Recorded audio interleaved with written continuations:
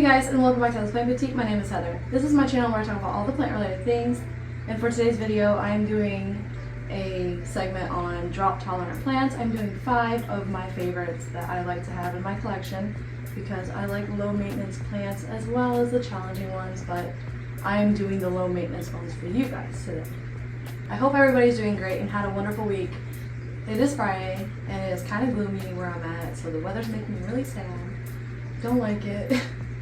If you guys haven't already, please subscribe to my channel, hit that thumbs up and smash the notifications bell. It really does help my channel get out there, and it throws me into an algorithm for plant enthusiasts like you guys. Do you guys want to learn about some drought tolerant plants that are my favorite? Let's go. I have them all right here. Anyway, so that's cool.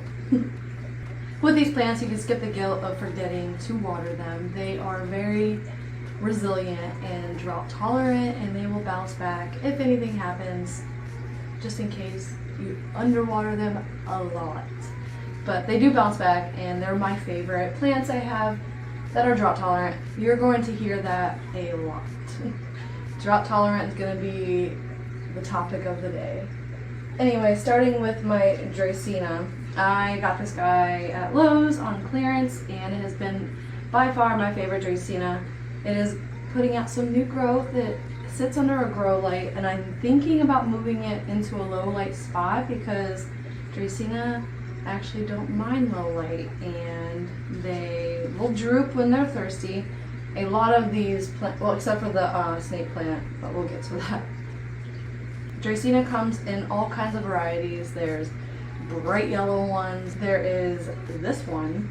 I don't know what this one's called, but if you guys know what this Dracaena is, let me know in the comments below because I have not a clue. Also, let them dry out in between waterings. So, you know, it just comes with the territory of just letting that plant dry out in between waterings because they like it. They don't mind it, and actually some plants thrive on neglect. Alright, moving on. This is going to be a relatively quick video because I have probably talked about drought tolerant plants before. And number 2 is my ZZ. I would have shown you guys my normal one, but we won't talk about that. We won't talk about it because it went through something very traumatic. And it wasn't anything I did wrong, it was because it got annihilated by a doggo. But we won't be showing that one. This is my Black Raven ZZ, and I love her. She's beautiful. I want a whole collection of black plants because I think they look pretty sweet. With these, the trunks of the plant will get very smushy and soft when they're ready to be watered. I usually just feel the plant before I go and water the plant because feeling the soil and checking the stems is probably the best way to check, in my opinion. I used to trust water meters, but not so much anymore after having multiple failed ones or ones that just kind of took a crap on me while I had it in my plant shop, plant toolbox, whatever. ZZ plants do well in a bright light. I noticed this one has taken off since I moved it closer to the east window, so I totally recommend it getting it closer to a window. It doesn't have to be right in a window, just, you know, this is where I usually have it, in this little corner, so I recommend it. ZZ plants are a drought tolerant plant, and they're perfect for a new plant parents or someone that just wants a low maintenance plant. ZZ plants are the plant for you.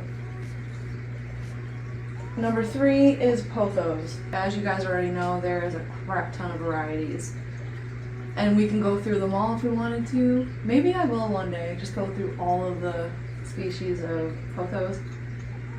They love to dry out. I've noticed, at least in my opinion, that they do better that way, and I haven't had any problems with root rot actually in a long time, you guys. I am pretty proud of myself that I have not experienced root rot with any of my plants because I let them dry out.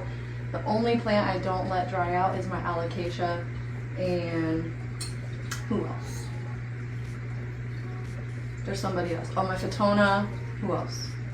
Once the leaves start drooping a little or getting really saggy, that's when I water it. Pothos like low light, indirect light, bright light. They can thrive in all the light, like everything. They just won't, you know, they'll survive in low light, but they won't thrive in low light. They will thrive in a medium to indirect bright light situation. I like how this turned into a little bit of a care tip video as well. I can never keep them straight, you guys. I just get talking about them and then I just can't stop. So number 4 is Sansevieria, aka the snake plant.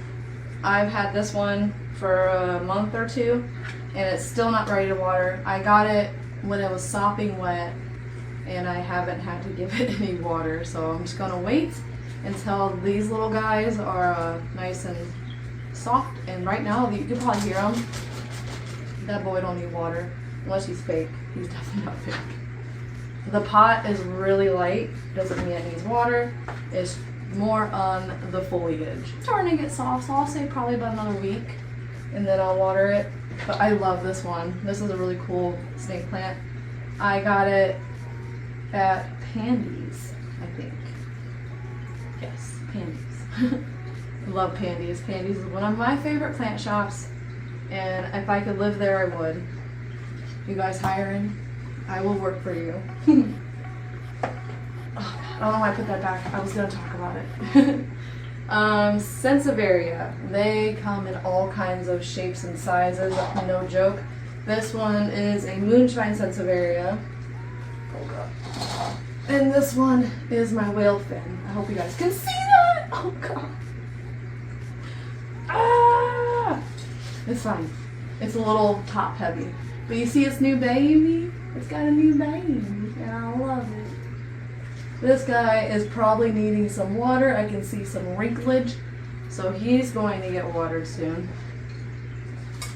I've had this one for about 3 months and I haven't watered it, and it's probably due, honestly, because she's feeling a little soft. So you might get some more soil to hold you in better and some water.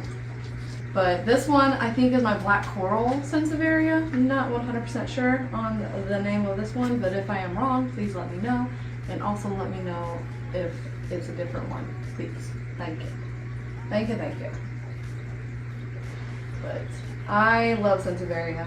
They add just so much dimension to any spot. They get so big, like ginormous. Like this. It would be like this to here. It's pretty cool. And they're pokey. I really hope this is still recording. I need to check that. We all know my track record. Oh, thank God. And then last but not least is philodendron. Philodendron, I wouldn't say is a drought tolerant plant, but they can dry out in between waterings. I typically wait for my philodendron to start drooping before I water. And this is my ring of fire philodendron. Look how beautiful it is. I love it. I can't wait to do a chill chat and repot with you guys. It is definitely due. Yeah, all these plants are super easy. I wouldn't say they're not impossible to kill because every plant is possible to kill. I have killed many. Loving plants isn't supposed to be stressful. They're supposed to help you. Remember that. If it becomes stressful, tone it down a notch. Just tone it down because it's not worth it. It's not worth being stressed over it. Even just getting pests on your plants, it's not worth stressing over.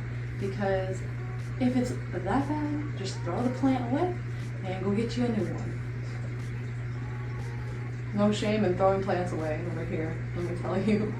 Well, that was everything for today. I hope you guys enjoyed the video and thank you for coming back as always. You guys are simply amazeballs and I couldn't do this without ya.